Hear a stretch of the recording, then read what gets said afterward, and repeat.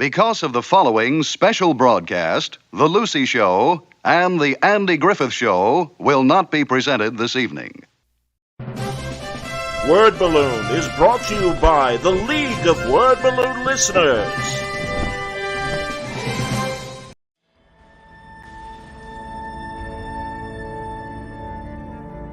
That's, me kind of doing a very light take on the version of Batman I was raised by, which is sort of post-Neil Adams take, which he was doing the year I was born. Neil Adams was redefining the character kind of in the cracks and corners of DC when he was first a cover artist on a lot of the Batman books in the late 60s, and then once they gave him sort of the run of the place, his look, he kind of exaggerated even more with the lighting and the grandeur, the way he would exaggerate the figure form, the length of the ears, the length of the cape. A lot of it was just sort of aesthetics. He wasn't really changing the costume per se. I tried to illustrate what Adams did with a sense of maybe somewhat photo exacting kind of take on it, while also kind of avoiding some of the comic book tropes of the glowing white eyes, which I was always having a problem with as a kid, thinking about like how the mask is pretty much on his face like it's makeup. Like it's as close to the skin as you can get the way it was drawn by everybody, Adams included. And if that's the case, there's no room to hide the eyelashes for the human being wearing this mask, so basically just his natural eyes showing, but you can hide that in shadow.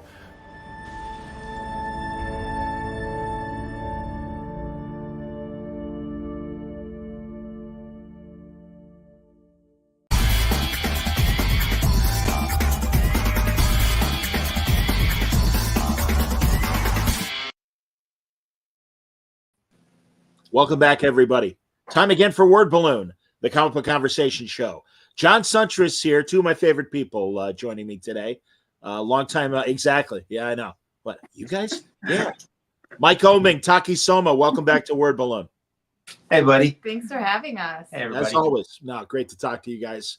And, man, you were just telling me how busy you guys are right now. We're going to talk about a lot of books. And a lot of books are coming that you can't talk about yet. So I'm so happy that things are going well. Yeah, I have a Tetris-like chart on my wall of a whiteboard that took me like 3 or 4 different attempts to put up because I'm thinking about all the projects that I'm doing, so I can never put it up correctly. I put it backwards twice. He did. Yeah, and but anyway, I eventually got it up. So now I have like all these little marks up there about like the different projects and the priorities in which they change from moment to moment. Yeah, doing a lot of stuff, which I'm happy with. Yeah. Sounds good. Sounds good. Talk before you, because I don't know how long you're going to stick around, if you're going to make it through the hour now. But honestly, both of you, because it's Halloween week and everything, I've been asking guests for movie recommendations beyond the obvious. So I don't know if there are any good obscure horror films or sci-fi counts as well in my book. But I never thought about it for Halloween. Like, the Great Pumpkin by, love that one. Come on, Charlie Brown. You're Linus when he's shivering in the pumpkin patch and Lucy goes and puts the blanket.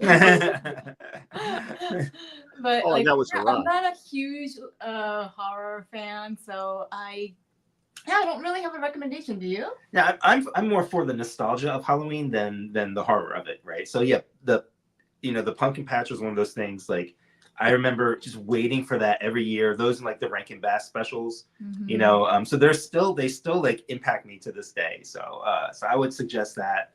I mean, horror is a weird thing, right? It all sort of depends on what you're looking for. I like the spooky stuff. I mean, the atmosphere in Sleepy Hollow is one of my favorite things to watch. I watch it constantly. Yeah. More for just the whole aesthetic. I like the creepy ones rather than the horror ones. If Yeah. that makes any sense. No, I'm with you. I love like the Universal stuff and even the Hammer stuff from the 50s and 60s. Oh, I do have a good one for you guys. It's a silent film called Haxan. That's where it's this German expressionism film about witches, and it's where you get all that imagery. You get like people on broomsticks and like the really people dressed as like demons and the cauldrons, and they're bouncing up and down, and it's all in black and white and silent. It's this creepy movie about insanity and witches, and you can see it on YouTube. But I just watched it recently, and it's like a Mignola dream, just freaking out on the screen. That reminds me that I used to watch Lon Chaney's Phantom of the Opera every year, like on the silent film. I love that one so much. I agree with you. Yeah, incredible. It is such a shame because so many of his great films didn't survive. No, I am fascinated by it. I even like that Jimmy Cagney biography of Chaney, Man of a Thousand. Oh yeah. Man of a Thousand Faces. Yeah. Yep. No, I love that stuff. And also, as the Universal films kind of dwindled, and it's funny because here Ed Borenson also acknowledging that even though they got worse, I'm fascinated by them. Ghost of Frankenstein and House of Dracula and all those and everything. No, I love that stuff. It's so they love these moments, right? Like even if the film is bad, it's like that with a lot of like sword and sorcery fantasy film stuff. Like maybe has a great idea, even though everything looks like it was shot in the hills of California, but there was like a great idea in it, or great scenes, but it's all written horribly. So sometimes you just kind of have to take what you can from these things, For sure. No, and that was part of the magic of it. Sometimes, I still think Krull is a cool movie. No, I'm with you. Speaking of scary things, look who's joining us. It's Krull! Krull! Boom, boom, boom, boom, boom! What's up? I told him I was talking to you guys. Yeah, I told him I was talking to you guys, and he's like, "Hey, I'll pop in." I'm like, "All right." Yeah, you should say. Yeah. Just a quick pop in to celebrate the launch of your new book and to tell you I love you too. And it was fun to. For those of you tuning in to hear Mike and Taki talk about this, behind the scenes, watching them make this stuff has been delightful. He has been working on this passionately and diligently all through the pandemic. Keep it. Hold it again, Mike. Hold it up. I'll talk you through.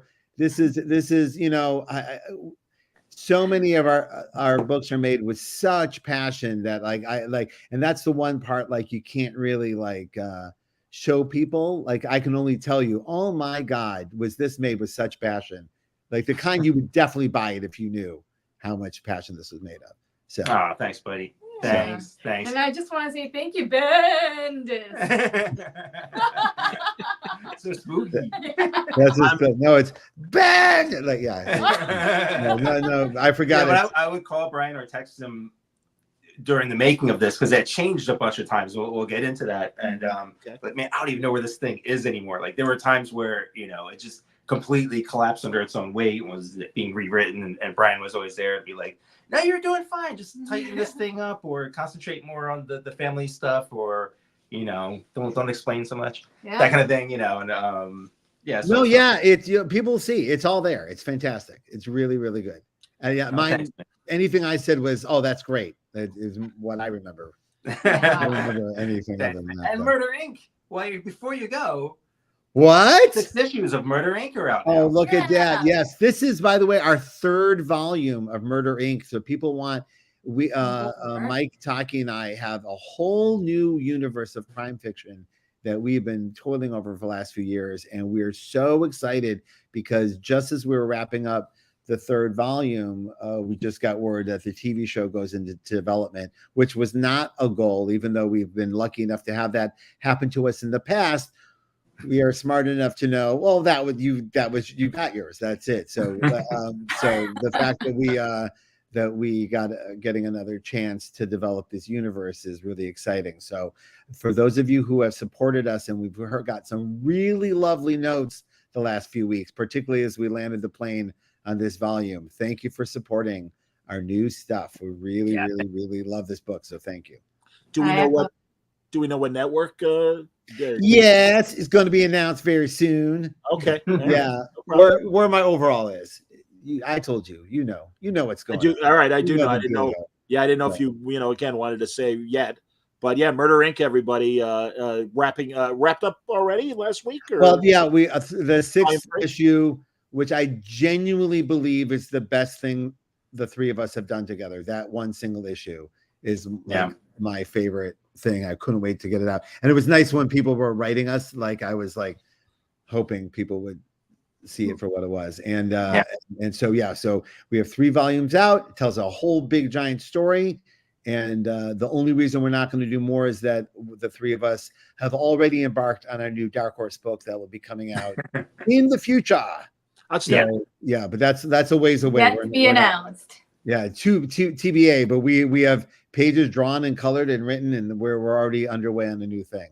So, Tak, speaking of coloring, and honestly, you're one of the few colorists I do speak to on a semi-consistent basis. And stuff. Most colorists won't speak to you, isn't that true? That's true. That's true. Right. Laura Martin still won't return my call. No, that's not true. But no, I'm wondering, honestly, I remember when the big innovations of color happened, early 2000s and things like that. Are there more applications? Is it, are you using new tools for what you do? No, not really. I mean, I just do what I do, and I'm a colorist from like just instinctual colorist. So I don't chase techniques too much. So much is like I'm like, oh, this feels right. So yeah. I was just literally, as you were saying this, saying she's an emotional colorist. Like she colors in emotions. Yeah. And that's often the notes that are offered to her is like, what's the emotion of the piece? So I figured that out. So I'm glad that you said feels, because that's exactly how it looks like from us. Yeah. So. Yeah. She mostly is coloring for the story. Like she's trying to tell the story. So like, it's pretty rare that she'll, bother with another filter or anything like that. Cause it's not about the filters. It's about, the emotion. How do you get that emotion across? Mm-hmm. And that blew me away. Cause again, when she started, it was out of necessity. We were just trying to figure out how to do this book on I don't want to say on a budget, but kind of on a budget. We're trying to just figure out how to make it work. And I was going to color it myself at first. And I was trying for these big Steranko solid colors. I was like, well, this 4-color process worked great in the 60s. Nobody was like, this sucks. It was like, it still looks back at like, this is great. And it's just, how are you going to use it? Like Steranko used it in a new and interesting way, or I should say Steranko's colorist and he was part of that. But so we started looking at that, and that's where Taki was like, I think I can do this. And then but it was all 3 of us kind of like figuring it out together, like what tone we wanted, and we watched a bunch of movies together to kind of figure out like the lighting and all that stuff. So like, and then it was like all 3 of us kind of did it together, and this is the. And I'll even take the conversation wider. If you remember, it was a bigger conversation that included fraction, and we were talking about,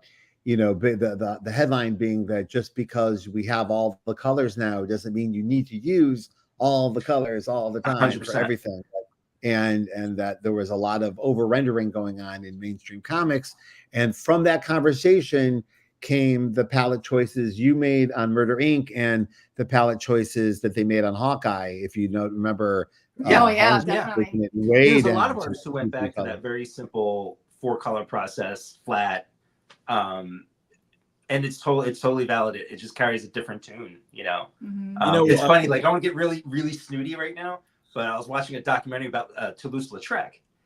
This is this French painter for the Post-Impressionists. I know, Brian's like, again with Toulouse-Lautrec? Go ahead and nickel. But like a lot of his paintings, he did this really interesting thing where he would paint parts of it like fully rendered with all kinds of crazy lighting, and then somebody's just going to be orange next to him. The complete figure so much. Just a singular tone, completely flat, and it totally worked. So beautiful. Yeah. And it makes that's you think, going on a little bit in J.H. Williams' Echo Lands. I know you like that too, where there's all these art styles like living together on the same the same panel. I'm sorry, Taki. An amazing job with that. Yeah. I was talking last night to Kelly Jones and Matt Wagner, another Portland guy, And Kelly was saying for their Dracula graphic novel that they're doing that he's going back to kind of 4-color sensibilities and stuff. Nice. Yeah, it looks great, man. I Nice. saw the panels on Kickstarter. It really is impressive. Ed wants to know, will there please be Ed a Sheeran? hardcover? Not that Ed, but wants to know if there'll be a hardcover. I'm assuming omnibus Murder Inc. collecting all volumes. Yummy hardcovers is like on the top 5 reasons you get published by Dark Horse. They make the best Yummy hardcovers, so that is always the goal. But first, we have to put out the trades. Literally, we just finished the single issues, so we'll put out the trade, and then we'll see what the appetite is. But would I like the big giant hardcover out for the release of the fictional TV show that doesn't exist yet? Absolutely. So that we will see what part of that we can make happen. Very cool. You manifest this stuff with positive visualization. You just keep saying it out loud. No, that's great. Is that what you're talking about? All right. Well, I don't want to horn up the whole time. I just wanted to come in and say. We should do this sometime. Just come in and just the 3 of us, 4 of us. I can't count. No, you know what? I just did a podcast yesterday with Alex that went really well. First of all, Alex's lighting was hilarious. He looked like it was in a Christopher Nolan movie. It was like it was like a 3-camera shoot over in his house. He looked beautiful. Ridiculous. We were just talking about Alex this morning. I'll have to tell you about it afterwards. You will laugh. Yeah. Wow. And so maybe next week, John, maybe me, you, and Alex will hop on and talk Masterpiece because we got to hustle that book. I'm going to send you all PDFs tonight. So please you can enjoy it, and it looks amazing, man. No, my God, and Brian, I've been chasing Alex since the Daredevil days. Yeah. Oh, did that never happen? We talked to him in New York, and all of a sudden, as we were talking, he developed a toothache, and he's like, "Oh, I can't," and you're laughing at him. I love Alex, man. I miss him so much. I miss him so. Oh, and before you pop away, sure. Walt Simonson watching us. So our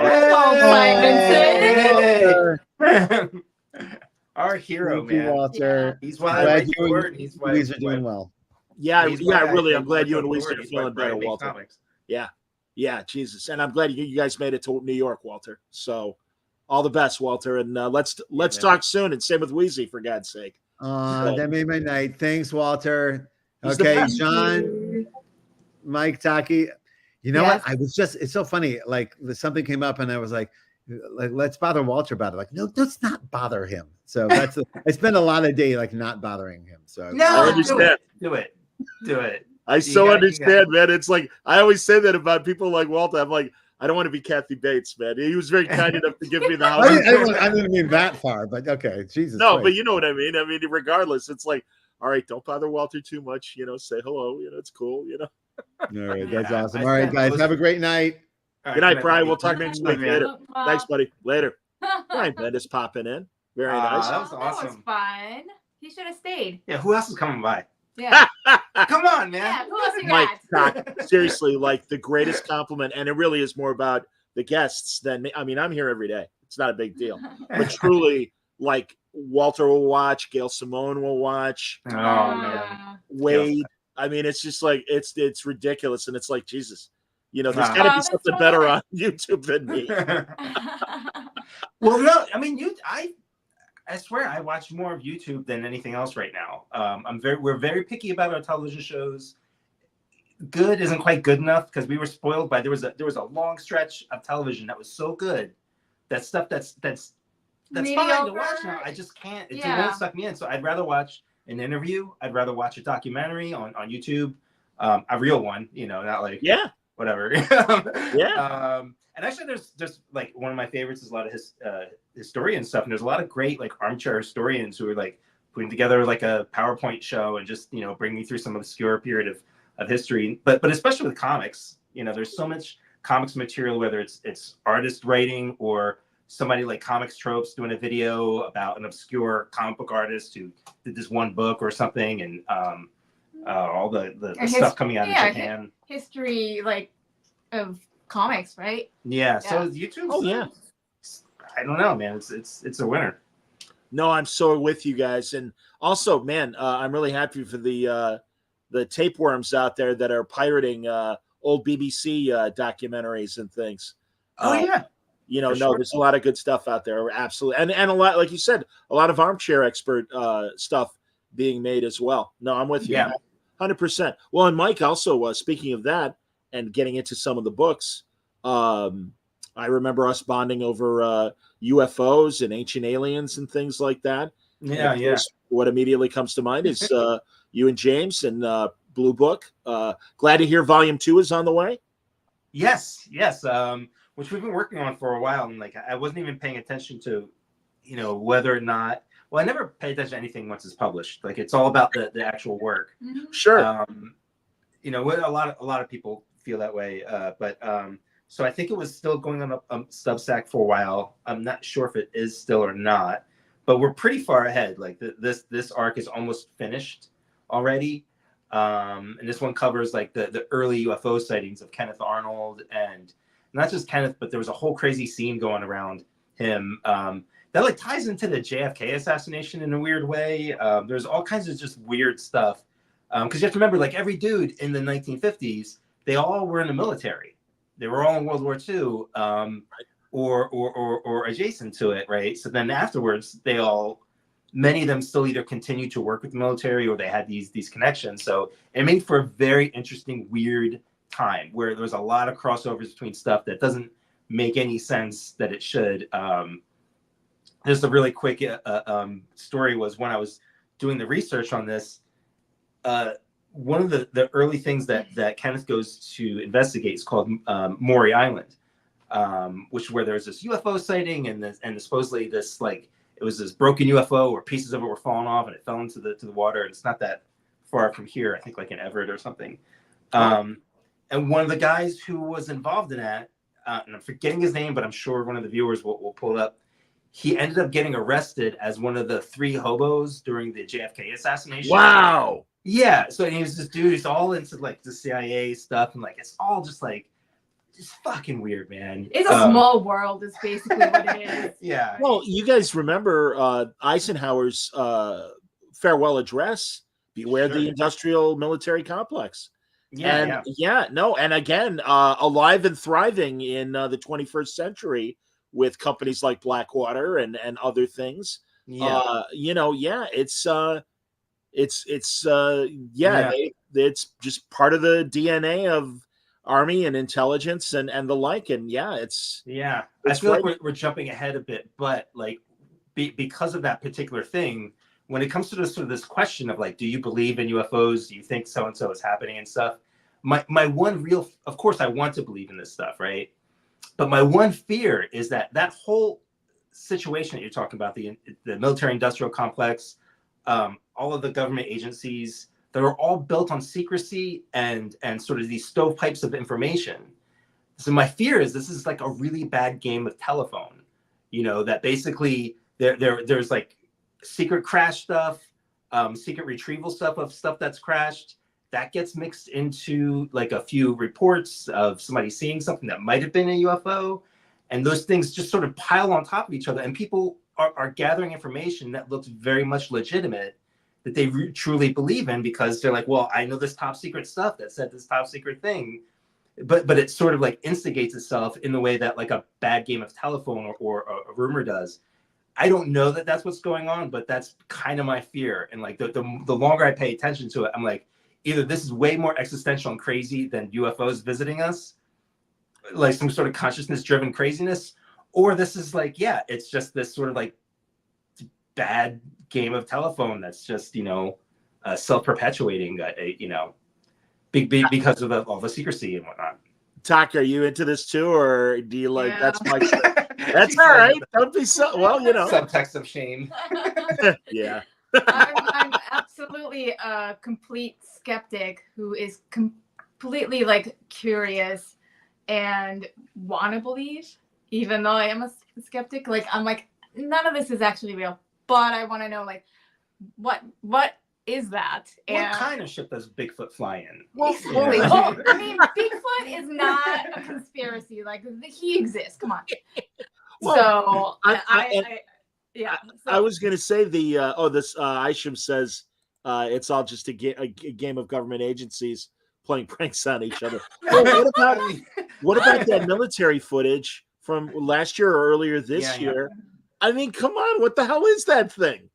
I mean, it's interesting because well, what's crazy about that is like the official explanation really is that this is other technology, basically Chinese or Russian or something, and then they kind of shrug it off like it's just that, and like, wait a minute, no, you're not peeing your pants that they have these drones that can just screw around with our ships and like fly out of the low orbit and like right into the middle of everything and fly around our fighter jets and stuff.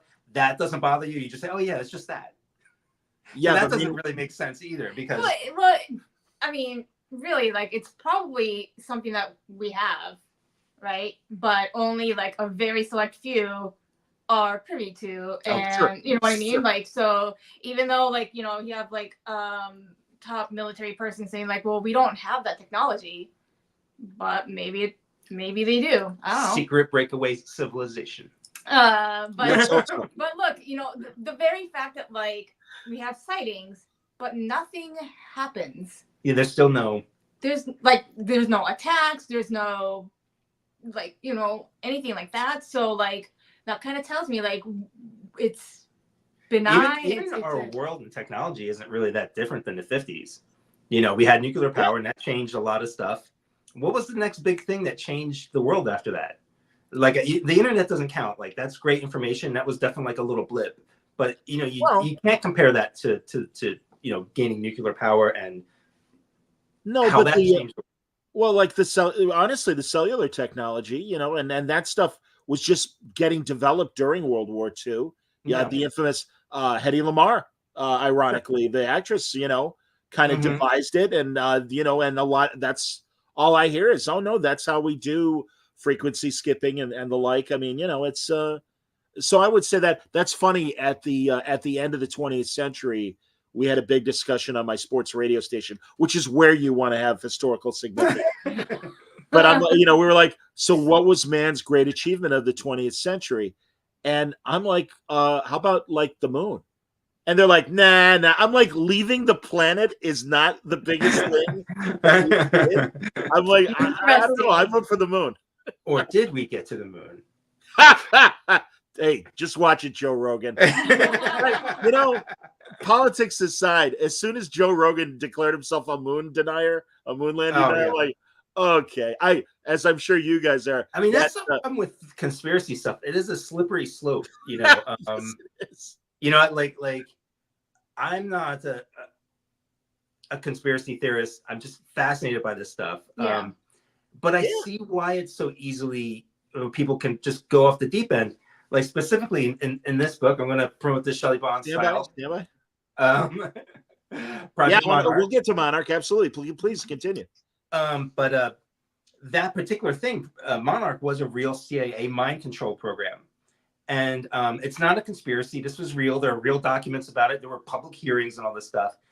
And it is so insane. It is so far beyond the pale of what you would think was normal, acceptable behavior or normal, acceptable reality. You know, and I'm not saying that, and they didn't do it. They didn't actually control anybody's mind. So that's not the part. It's the steps that they went to and the things that they did to people to try to do this for as long as they did it.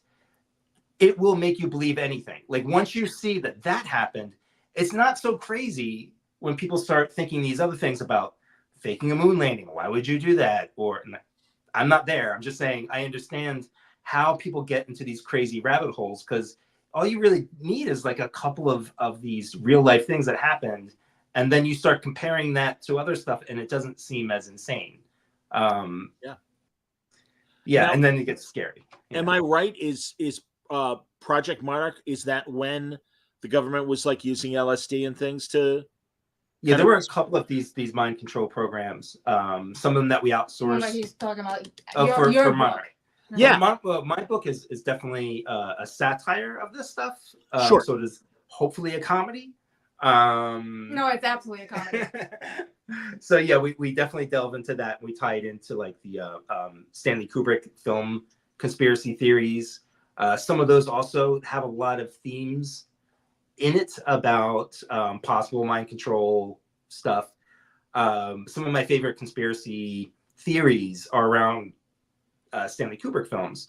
And there's one particular guy, Isaac Weishaupt. He goes by the name of Illuminati Eyes. He's the only, quote, real conspiracy theorist that I listen to. And mostly because while he has a different point of view than I have on this stuff, he talks about conspiracies just in general. He's almost like a reporter on them.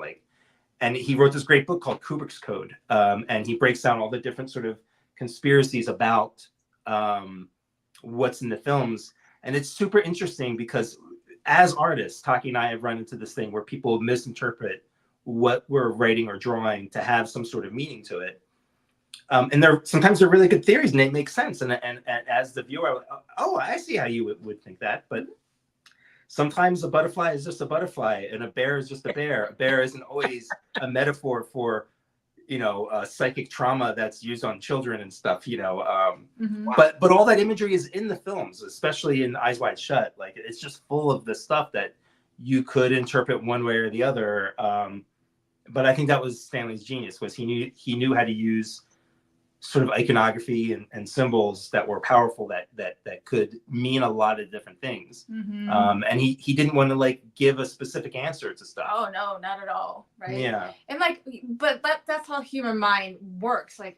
We understand things in patterns. So if something doesn't make sense, we start looking for patterns. And if you start looking for patterns, even if there isn't one, you can connect the dots. Yeah. And that's where conspiracy theories can become Oh yeah. A little out of hand. Yeah. You've had your experiences with you were having to the JFK stuff, right? Yeah, Mike, I was going to mention that because I don't know if you know. I think I texted you. Mike and I were part of a TV show that was hosted by Jimmy Church. It was called The Unexplained. Yeah, and it was made by one of the production companies that works with the History Channel. And for years, it only aired. I mean, it's kind of like, oh yeah, I've got this Canadian girlfriend that I know from summer camp. Like you tell people, well, it was on Canadian TV and it was on German TV. It was never on American TV. But now there's a new digital channel that some cable systems carry. And if you have a digital antenna, you might be able to get it in your town. It's called Story. And they show all this old History Channel stuff. And all of a sudden, they're showing The Unexplained. Really? And our episodes were on there. And I was like, oh, my God, finally American TV. So it was great to see that. But no, you're right, man. Those producers came to me and they were looking for Chicago conspiracies. And I'm like, well, what about the mob connection to JFK's assassination? And they're like, oh, that's great. JFK is always big. Hell, 60th anniversary coming up November 22nd. Wow. Yeah. Wasn't it? How many years was it supposed to be where the files were supposed to release? There was. Oh, I forget the year, but 75 or 80. We'll see. I think we'll live to see it.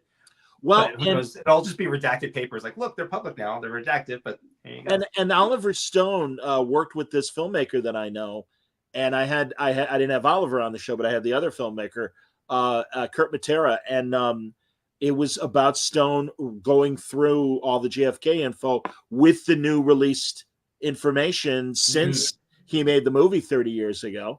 Oh, God, wow. can you imagine that was 30 years ago? Yeah. But yeah, it's great. And actually I should probably have Kurt back, given that it's the 60th anniversary and everything of the assassination. And did you pay attention to, there was the one of the bodyguards who was on the car just came out with a statement about a bullet that he either found or placed on JFK's stretcher. Did you pay close attention to that? I certainly saw that story as it was reported. And do you know? Can you recap it really quick? Because I kind of paid attention, but I usually wait for these things to blow over before I catch up to them. Because sometimes, 5 minutes later, you just find out it's all BS. Or but you're right. I mean, once the body was taken from the crime scene, a lot of weird things happened. And that was one of them. That this body man who was on the detail says he saw somebody put the bullet on the stretcher. Yeah, I mean, again, it's I don't know if we'll ever get the real solution, even when they do finally release all the information. I mean, maybe by the time we're in our 80s, it might come out.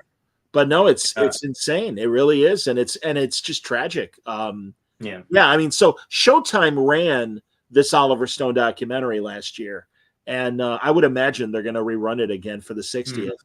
But yeah, I'll have to look for it. Yeah. You know, but I was thinking about the JFK film recently because it was about conspiracy stuff and about how, you know, it's easy to sort of take bits of information and line them up and say, look, the government is lying, or look, that this doesn't make sense. Clearly, this couldn't have happened this way. And I was specifically remembering the timeline of when there's this famous scene in that movie where he shoots the president, he goes down the stairs and he goes into the movie theater and he goes and does this thing. And like, it's like he couldn't possibly have the time to do that. And Right. There's been times in my life and even recently, although I can't think of a good example, where we try to figure out like when something happened or how something happened. And we were there for these events and we can't always like line up. Well, we couldn't have been in Spain during that time because this thing had happened before that or whatever. And sometimes your own timelines don't make sense. And then it's easy when it's like you need an answer to some big question about state security or who's watching us or any of that stuff to go, oh, this proves, you know, that this doesn't work because in this document they redacted this, or in this thing they said that, and this, you know, sometimes it's just vapor. You know, there's no, I think most of the information we have out there is just vapor, and it's easy for us to put together a picture that we'd either like to see or that we're afraid to see, than to just go, I don't know what happened. We will never know what happened. Just like Taki said, no, you see patterns, you invent patterns, and what you're inventing, you know, you'll find a way to connect the dots. I absolutely agree with that. So on Project Monarch, I'm so glad you're working with Victor Santos. I mean, I've been a fan since he and Azzarello did that Dirty Money book years ago. Yeah, Of course, Victor's own stuff, Polar, those wonderful graphic novels. So how did you guys get together on this? I had met Victor on one of my trips to Spain. Spain has been super kind to me. I've been there maybe 7 or 8 times over the years. And when I first met him, I think Victor was just coming up, and I was sort of in a circle of people that he was slightly influenced by. And then, you know, we just stayed in touch, and we had the same sort of taste and aesthetics and stuff. And during Mice Templar, when we needed somebody to come in and sort of be a third partner, I thought of Victor immediately. And he worked with us, with Brian Glass and myself, like really closely for years. And like now I consider Victor, you know, one of my brothers. You know, he's just, you know, both emotionally and creatively. Like I know he's one of the few people, like when we came up with this, we didn't have a publisher. We didn't have page rates. It was all risk, all art, no reward. And Victor was on board, and I don't normally ask that of other people, but I knew he's just like me, a compulsive, manic artist. You know, like he's got as many projects as I have going on, maybe more. Yeah, and he's always on time, just like Mike. And you know, he's so dedicated, and he's so fast, but not sloppy, and like he's just great. He's just a solid creator. Yeah. Talk, are you coloring this? No. Oh, okay. Yes, this is actually Victor and I doing everything. So I'm doing the lettering. I'm doing half of the art and coloring my own art. Victor is doing his art and coloring his own art. I'm using parts of his art in my stuff, you know, and we're kind of like, in fact, on the cover, on the film strip, some of that artwork is his in there. So yeah, this is something that like it's truly a 50-50 thing. A lot of the iconography he created. Yeah, and like the colors are done by the artists themselves. So the pages that Victor did, he colored himself. The ones that Mike did, Mike colored himself. Yeah. So yeah. Yeah. So it's a real treat. Mm-hmm. That's interesting to hear, because truly, I think, and I totally forgot, Mike, that he worked on Mice Templar with you and Brian. But because I am used to seeing his work in black and white. Yeah. And you know, Polar and even Dirty Money, that book that he did with Azzarello. And I'm like, man, I would think that's a challenge to color Victor's stuff. But now if you're telling me he's doing it himself, well, then he knows what he wants.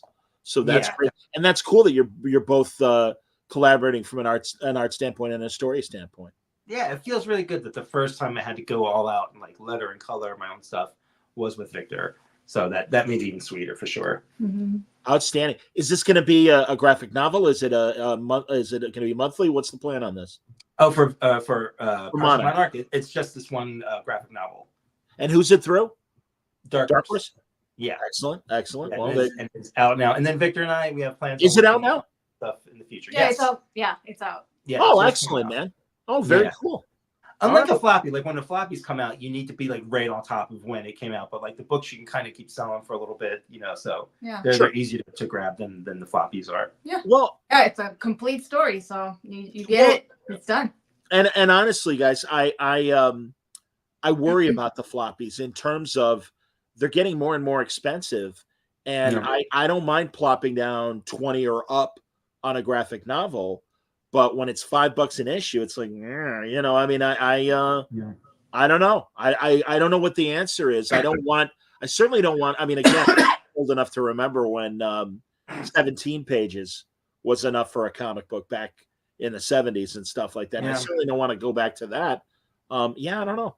It's I don't know what the answer is either, because floppies are,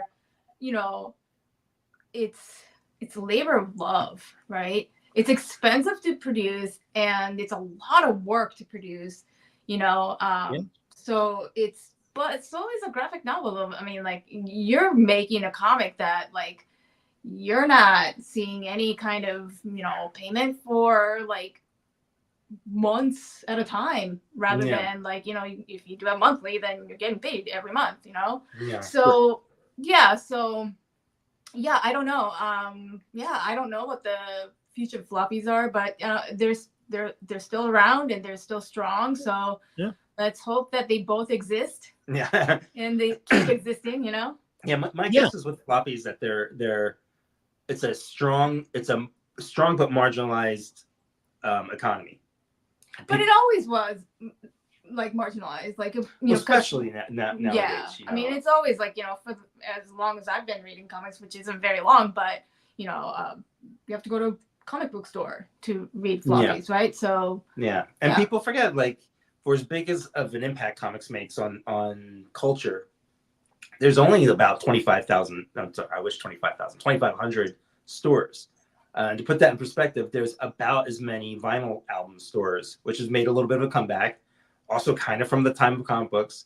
Like, that's how small we are. So when we're talking about comic book numbers, it's not that the interest in comics are small. It's the sales of comics they're just smaller. That's all that there is. America has never embraced, or hasn't embraced, the floppy in a very, very long time. Going back probably to like the 60s. I mean, you know this to be better than I do, when a poor selling book was selling 100,000 copies. Oh, absolutely. Even into the 70s and 80s. Yeah. And that's a poor selling book. Stuff out. And now that's a top seller now, if they can reach that kind of number.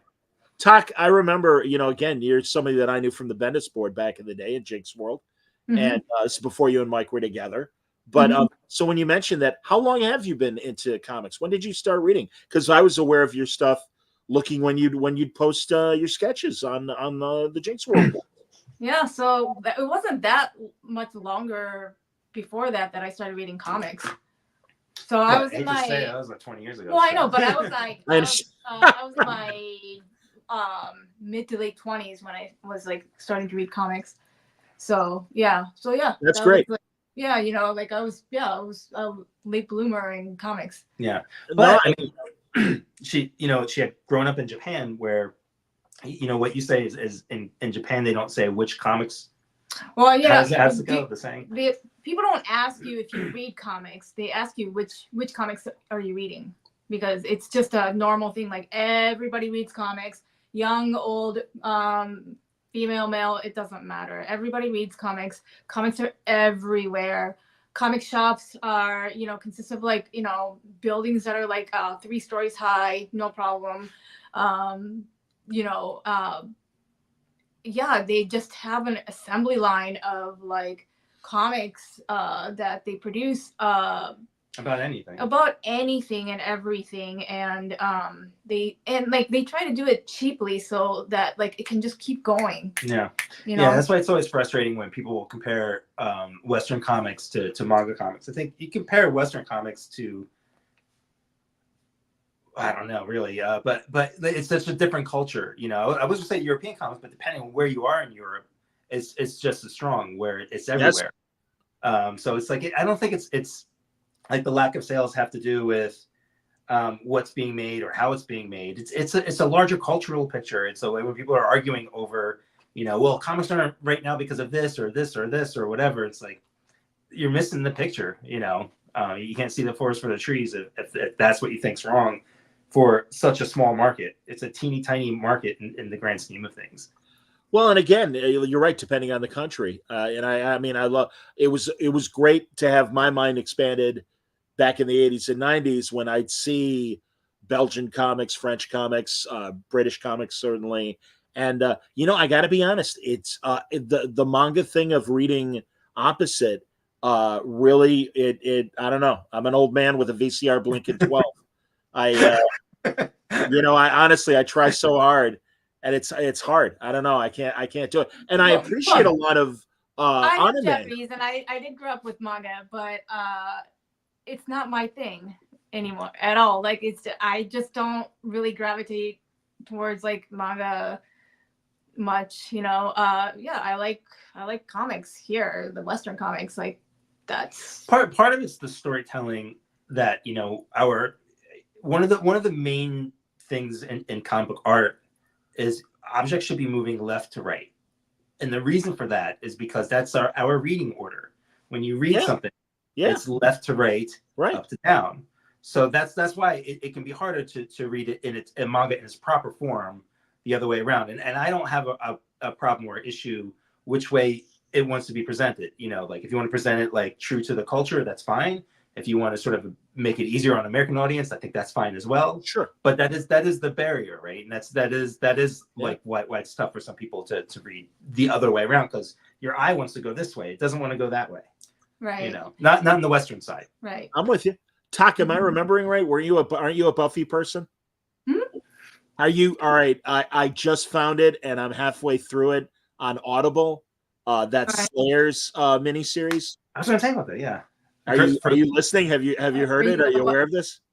Oh, what book? So Christopher Golden has written a new audio series, and does it have the voices of the cast of the actual cast? Yes. Oh, I mean, no, Sarah.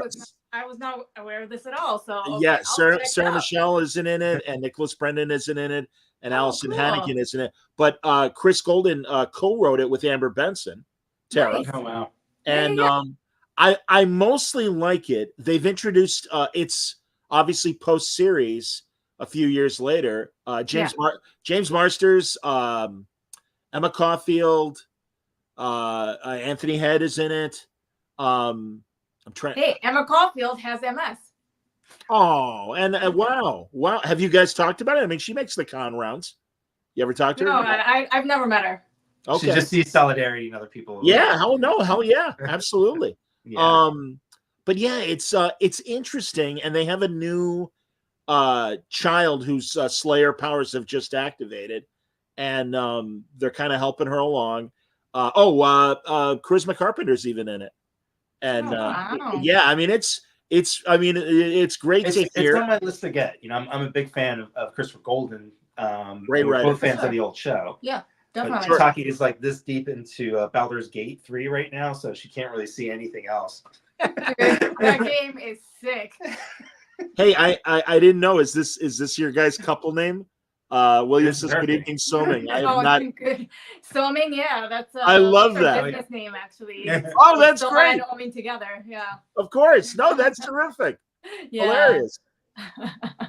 How many years have you guys been together? I mean, married and but even before that, dating and everything. Like about the same amount of time. Yeah, 15 years. Wow. 15 years. Yeah, it's weird. I'm like, well, but we just met like 7 years ago. But no, it's been 15 years. It's weird. Yeah, I can't believe how much time has gone by. Yeah. That's excellent. Yeah, Mike obviously listening to the Slayers thing. It's called Slayers, and it's on Audible. But yeah, you know, I have a regular Audible account, so I was kind of Audible is my friend, man. I'm just working head down, listening to stuff.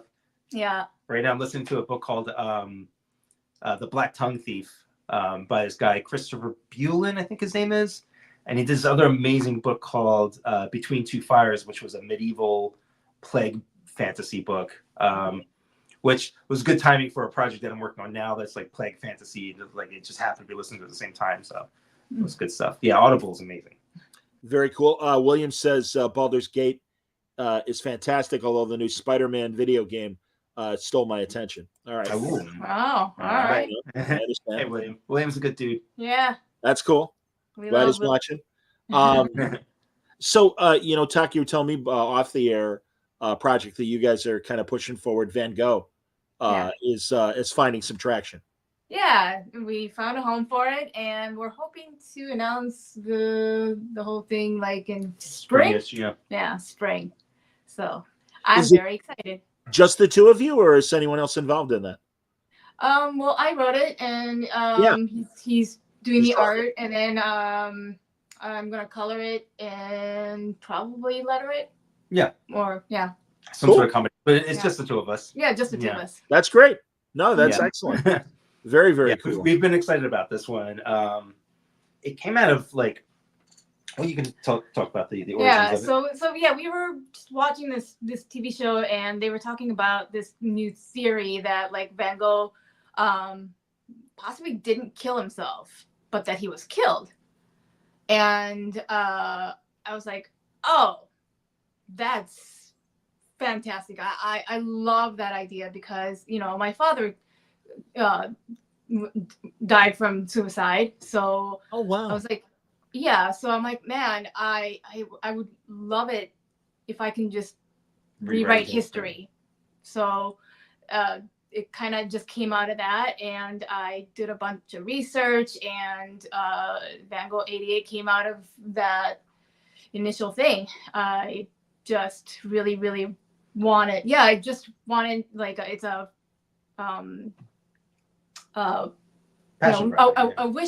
a wish fulfillment kind of thing. Sure. But through Van Gogh. Yeah. So, but that's cool. It became not about his death and anything like that, but it started from that. Yeah, it's a celebration of his life. Like, it's not so corny to say that, but like one of the things, like, we've both had mental illness in our family, or have we've gone through shit, right? And like we know that that's not the full picture of anybody. And whenever Van Gogh is looked at, it's often that's what they lean on. Is they'll lean on like how crazy he was, how depressed he was, and everything. And I'm like, well, I don't doubt that he was depressed, and he had problems, sure, absolutely. But just the very fact that he was such a prolific artist himself, and that he had such a beautiful relationship with his brother, that he was more than just his disease. Yeah. And as we did the research, like all these things just started falling into place, like the story is writing itself. And then I have a tendency when I'm working on historical figures, and this happened even in the Betty and Barney Hill stuff, like I just get attached to who this real person may have been, good or bad, and thinking about like how to represent them, and would they approve of this thing. And like it slowly began to realize like we wanted to give Van Gogh like an adventure, so this isn't a true biography. It's what we call a post-impressionistic biography. Like the way he didn't paint a tree exactly how it looked, he painted how it felt. So we wanted to tell the story of Van Gogh, like how do we feel about Van Gogh? Mm-hmm. And it started really lowbrow and really funny. Like it was going to be literally Van Gogh like on the streets and like on the rooftops of Paris just fighting crime. Like, we're going to go really lowbrow with it. But as the story started to develop just through the research, like learning about the letters and his relationship with Theo and his relationship with the other artists and Paul Gauguin and stuff, like these stories just started to form itself. And like sometimes Taki be typing, looking at research, and just call me over like, holy crap, look at this, Yeah, it was really, really interesting. Yeah. So we're very excited about it. Had a hard time finding a home for it, largely because, and this is always an interesting thing when you create something. Many people will think about the market for it, or the marketplace for it, or how to sell it. Not us. No. There's been quite a few things where I didn't realize afterwards. I was like, oh, who is this for? Who is this for? And Van Gogh was one of the things we realized afterwards. We had brought it to some book publishers, some really relatively powerful agents. Oh yeah, lit agents. And they were like, we really like this, but there's no way to sell this. Yeah, like if we can't sell this to YA, and like if we can't sell it to YA, I don't know how to represent this. So yeah, it's like it's not YA, so it doesn't have a place there. It's not true biography, even for that teeny tiny market of comic book biography. So like, oh crap, what do we do? Because we could sell it in the direct market, but it's also not really a direct market book, So we'll talk more about it as it comes around. But it was a really interesting lesson, which is a lesson I should have learned by now. But I don't think it's the kind of lesson that you change course on.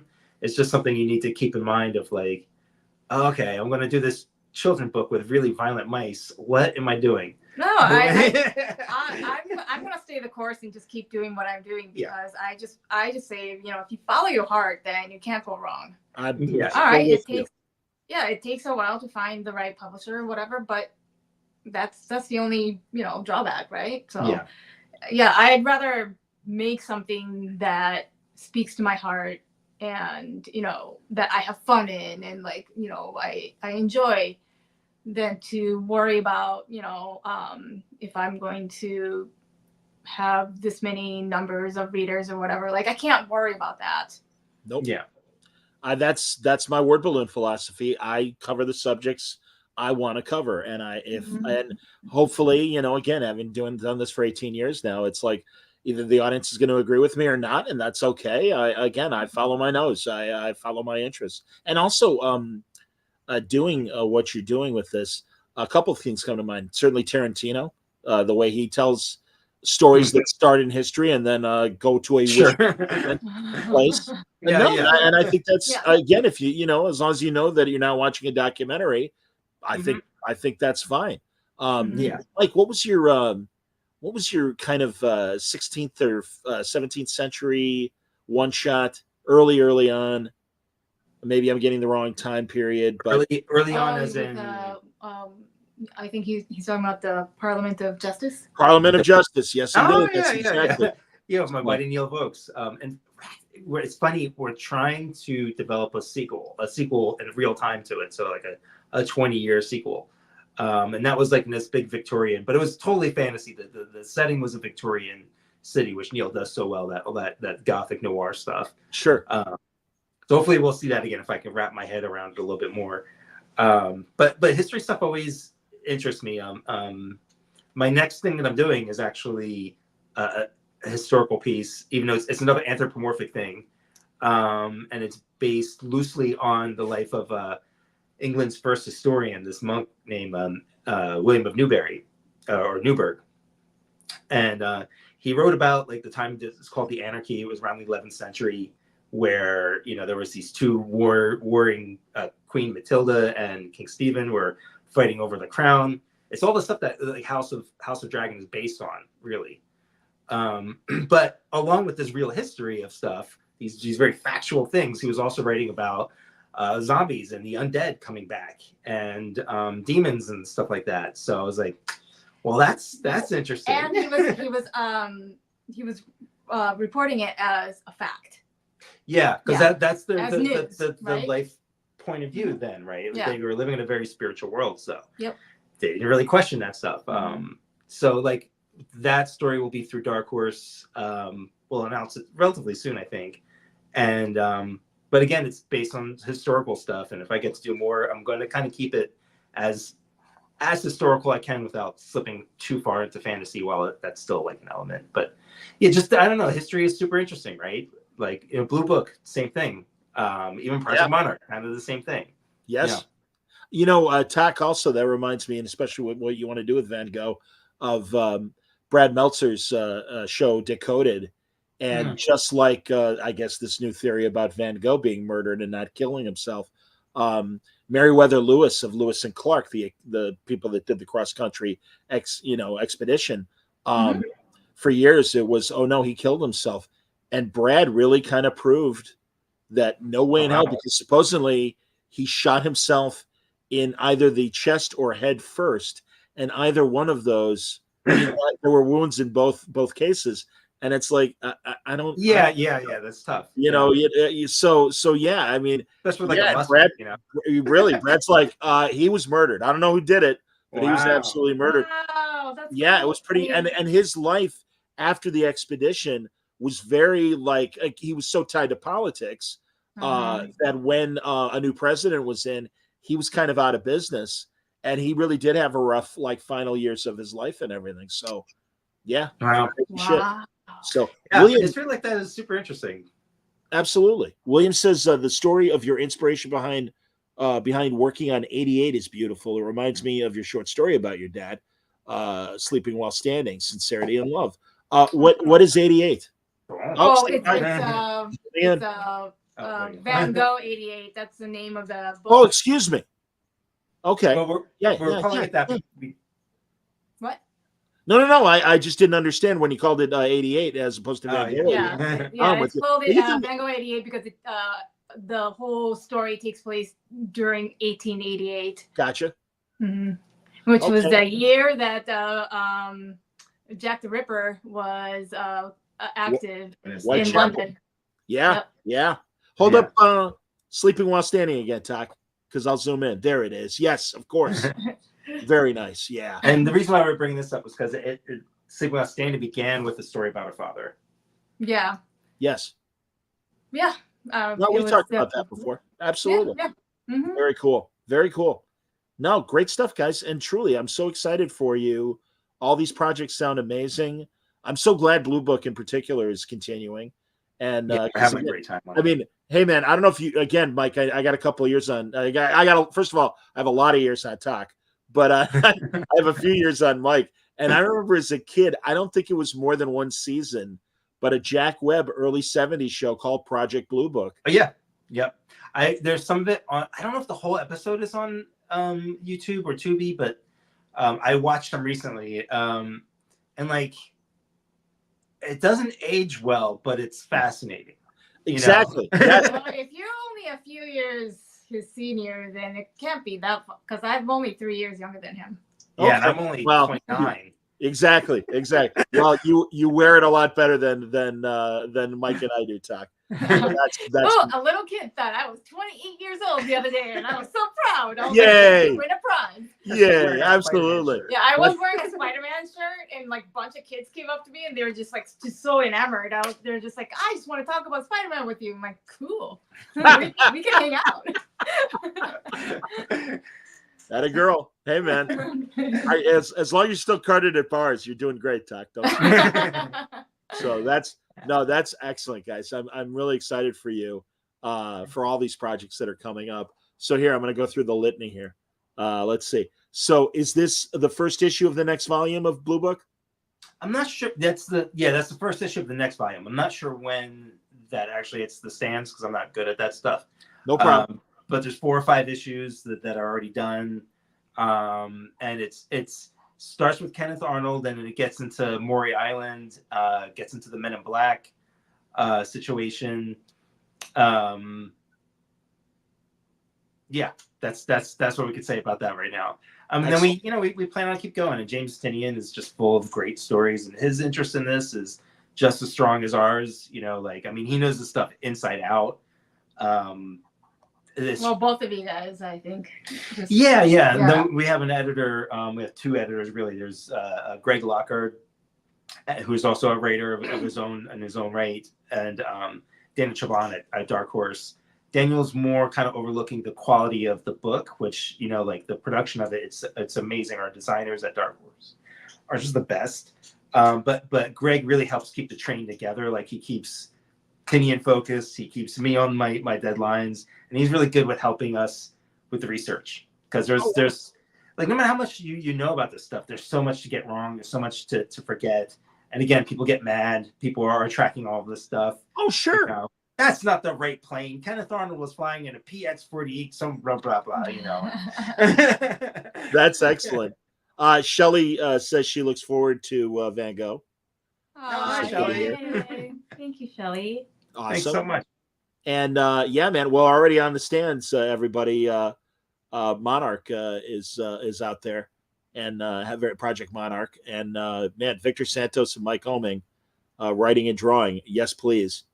That's great to hear. And lots of craziness in there. Murder Inc. Just wrapped up, And those murder covers, if you get all 6 of them, they connect. Yep. So it's one long cover that I created.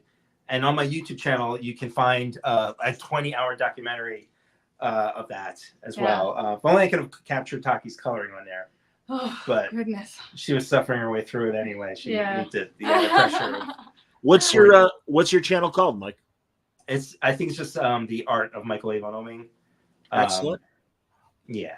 Well, and speaking of which, I always one of my prideful things that you and I collaborated. Mike, honestly, knowing you as long as I have, the fact that I got to work with you on this fantastic art book of yours. Oh, thanks. Meant so much to me. You gave it focus for people who haven't picked it up. It's an art book, covers most of my career up to around when it came out, around 2015, 2016, I don't know. And What's John, time? What is time anymore? And John did an interview for it because we've known each other for a really long time. I think I've known you longer than any other journalist or interviewer in comics.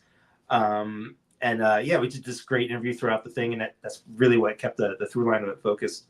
And we're not making any real announcements right now, but we're gonna do a follow up. Don't know if it'll be Kickstarter, don't know if it'll be Dark Horse again or something, but you and I will jam together on one of these things, and because I need a way to focus it. I don't know how to present myself. It's my pleasure, Mike. Honestly, I don't have a script. I don't know what I'm doing. You know, I go back to that New York show. I want to say in 2006, and that's really when I bonded with you and David Mack and Brian and truly. And I was in fact telling somebody today, and it's funny that New York just happened a couple of weeks ago. I mean that's how long we've known each other, and no, it's been great, man. And talk truly, again through the board. And then getting to know you through Mike and everything has really been great. So it always means a lot when you guys come back and are willing to talk. Yeah, we really appreciate it too. We always have a good time. Well, that's truly, and I'm so glad you stayed for the whole hour because me too. Here, Mike has for the video audience. Mike's got the URL for Oeming's YouTube channel, so that's awesome. Mike Clavin is one of my best Patreons. Like he's just always down with the Kickstarters and getting like some of the best commission pieces. Actually, he's got a whole set of commission pieces that are Powers based, and they're all Powers crossovers. There's like Powers with Watchmen. There's Powers with Dick Tracy, I think, and Powers with Hellboy we just did. Wow! And he was able to get it signed by Mignola, who was at the Rose City Con together. That was really fun. Yeah. Oh, and added to all the stuff, I'm going to do more BPRD things with Mike and Chris Roberson. So yeah, wonderful to hear. Excellent. That's great. 2 more guys that I absolutely admire. That's wonderful to hear. So excellent stuff, guys. Truly, always a pleasure talking to you. You're welcome back whenever you have an announcement. It's a good excuse for us to catch up every 5 minutes. Well, and I mean, truly, I said this to all my West Coast friends. It's like I wish we could all live on the same street. Yeah, and then we can see each other more. But thank God for Zoom and things like this. StreamYard, we can see each other this way. We need to move to Portland because that's where everybody's at. Yeah. I know, buddy. I know. Believe me, if I get up and move, I absolutely would do it. Well, really, I'm friends with so many of you. I mean, there's like a good dozen of you. And like I said, I just talked to Wagner last night, and he's another Portland guy. Yeah. The Ruckas, the Fractions. Yeah.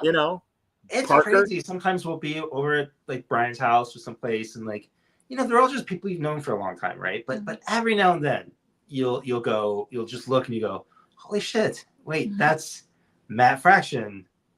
That's Kelly Sue DeConnick. There's Brian. Yeah. There's Greg Rucka. They're all in the same room talking about projects, whether it's past projects or new stuff that they're cooking up. And it's we have lunch with David Walker all the time, and we're out excellent with other people, and it's nice to kind of know, like not only you're surrounded by great people, but it's kind of neat when every now and then you get a glimpse of it and you go, oh wait, this is like a little scene, and this will be a thing that they talk about. Like you never see it when you're in it, you rarely see it when you're in it. Like our old con days, like when we do conventions and we were all coming up and nobody was really anybody yet. We're barely proving ourselves, and didn't know if we'd have the staying power to be around 20 years later. And here we are, all complaining about getting old. I had that kinship with Tim Seeley and Mike Norton as well. they're based in Chicago, and there's a few others here in Chicago and stuff. So no, I get it. So yeah, pretty neat. Yeah, pretty neat. neat. Well, guys, thank you so much, and Thank you. Thank you. Means a lot.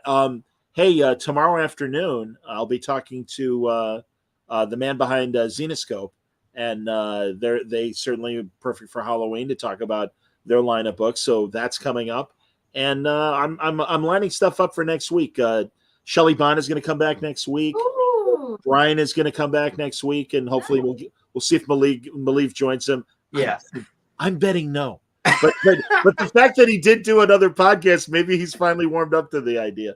So we'll see what happens. But funny guy. So I hope you get him back or you get him on there. Oh my goodness, he's so funny. Thanks, guys. All right, everybody, take care. Stay safe. Stay happy. Thanks, Stay healthy.